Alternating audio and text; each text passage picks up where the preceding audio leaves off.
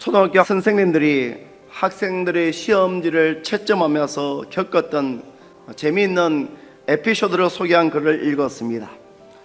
부모님은 왜 우리를 사랑하실까요? 답을 짓기를 그러게 말입니다. 아직 어린 아이들이 엉뚱하지만 참 귀여운 대답입니다.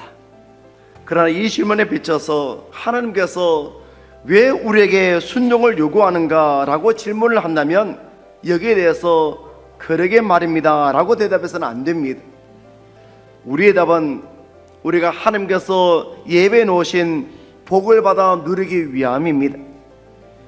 오늘 신명기의 말씀은 하나님의 은혜로 애굽에서 종살이 하던 이스라엘 백성들을 출애굽시켰던 모세가 죽음을 앞에 두고 했던 유언적인 설교입니다.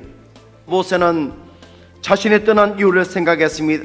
조국 이스라엘의 미래를 생각했습니다.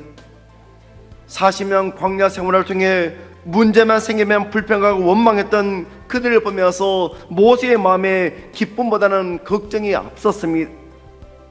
그러면 어떻게 해야 과거 이스라엘 백성들처럼 믿음에서 실패하지 않고 복된 삶을 살아갈 수가 있습니까? 오늘 말씀에서 그 해답을 찾을 수 있습니다.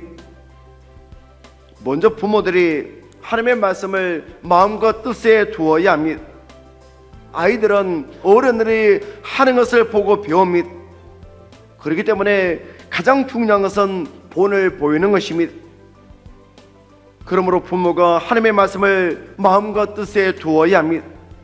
그러므로 이것을 위해 부모는 가정 안에 신앙의 환경을 만들어 주어야 합니다. 가정에서 하나님을 경외하고 하나님을 두려워하고 하나님 중심적인 삶의 원리를 배워야 합니다. 그러므로 말씀을 여러분의 마음에 새기며 살아가기를 원합니다. 말씀을 가까이 하기를 원합니다. 그래서 번성케 하시는 하나님의 축복이 모든 자녀들에게 흘러넘치기를 원합니다. 두 번째로 자녀들을 하나님의 말씀으로 가르쳐야 합니다. 여러분, 자녀 교육의 가장 기본이 되는 텍스트는 하나님의 말씀 성경입니다. 자녀의 신앙 교육은 그냥 어떻게 되겠자는 마음으로 하면 안 됩니다. 자녀들에게 부지런히 가르쳐야 합니다. 하나님의 말씀은 우리 인생의 설명서, 안내서입니다.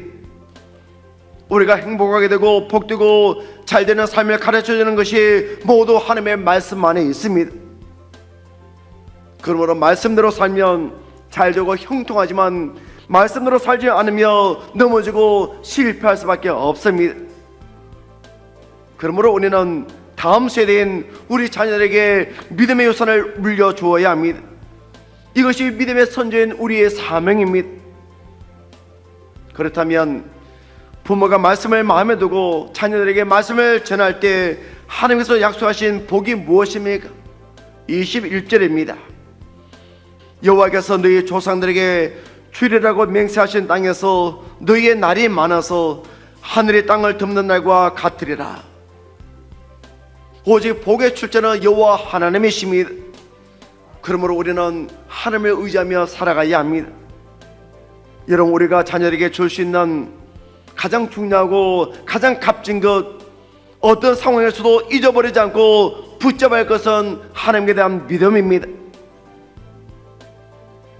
여러분, 우리의 자녀들이 하나님께 인정받고 사회 속에 영향력 있는 인물이 되기를 원하십니까? 우리의 가정이 축복의 통로가 되기를 원하십니까? 무엇보다도 자녀들에게 하나님을 가르치기를 원합니다.